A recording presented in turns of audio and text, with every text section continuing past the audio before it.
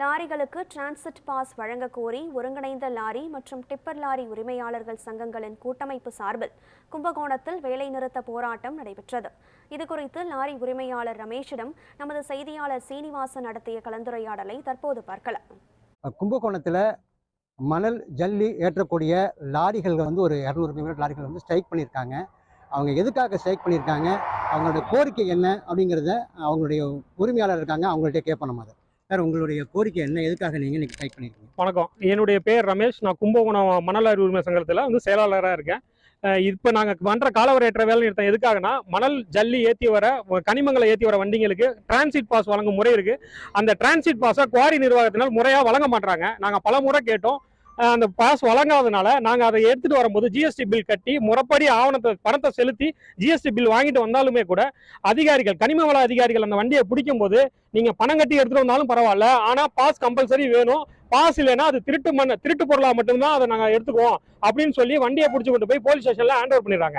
அப்படி hand over பண்ணும்போது driver அப்புறம் ஓனர் இவங்க மேலே வழக்கு தொடர்ந்து 15 நாளைக்கு கம்பல்சரி ரிமாண்ட் நான் பெயிலபிள்ல உள்ள தள்ளிடுறாங்க. 15 நாள் கழிச்சு நான் கண்டிஷன் பெயில வெளியில வந்து ஒவ்வொரு நாளும் நான் இங்க இருந்து என் வேலையெல்லாம் விட்டுட்டு ஸ்டேஷன்ல போய் கையெழுத்து போட வேண்டியதா இருக்கு. இந்த நடைமுறை எப்படி சாத்தியமாகும்? நான் பணம் கட்டி எடுத்துட்டு வர ஒரு பொருளுக்கு எப்படி நான் வந்து அக்யூஸ்டா மாறுவேன்? எப்படி என் மேல வழக்கு போடலாம்? ஜிஎஸ்டி, ப்ராப்பர் ஜிஎஸ்டி ஸ்டேட் கவர்மெண்ட்டுக்கும் சென்ட்ரல் கவர்மெண்ட்டுக்கும் செலுத்தி நான் அந்த பொருளை எடுத்துட்டு வரேன்.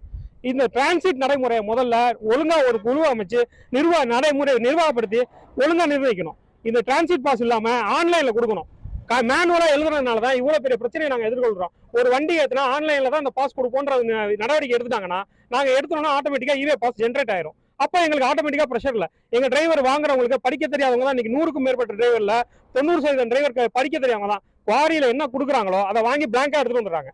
அங்க வந்து பார்க்கும்போது இதுல தேதி தப்பா இருக்கு, நேரம் தப்பா இருக்கு அப்படிங்கும் போது டிரைவருக்கு அந்த அறிவின்மை இல்ல. அவங்கள தவறுதலா சொல்லல, அவங்களால படிக்க தெரியல, அதனாலதான் இப்படி இருக்கிறாங்க. நாங்க நல்லா இருந்திருந்தோம்னா எங்கேயோ போயிருந்திருப்போம்.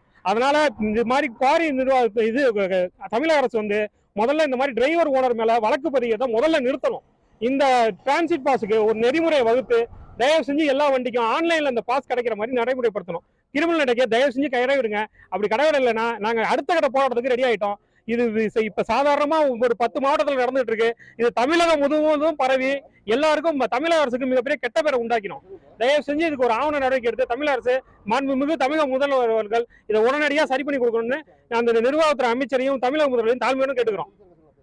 நீங்களே பார்த்துருப்பீங்க, இப்போ ஒரு 100-150 லாரிகள் அவங்களுடைய வேலை நிறுத்தம் ஏற்படுத்தியிருக்கு. அவங்க நிறைய நடைமுறை சிக்கல் நிறையா இருக்குது அப்படின்னு சொல்கிறாங்க. அந்த நடைமுறை சிக்கலை உடனே தீர்வு காணணும், அது வரைக்கும் நாங்கள் போராட்டம் தொடருவோம் என்று அவங்க அறிவிச்சிருக்காங்க. கும்பகோணத்திலிருந்து நியூஸ் 7 செய்திகளுக்காக சீனிவாச ரமணன்.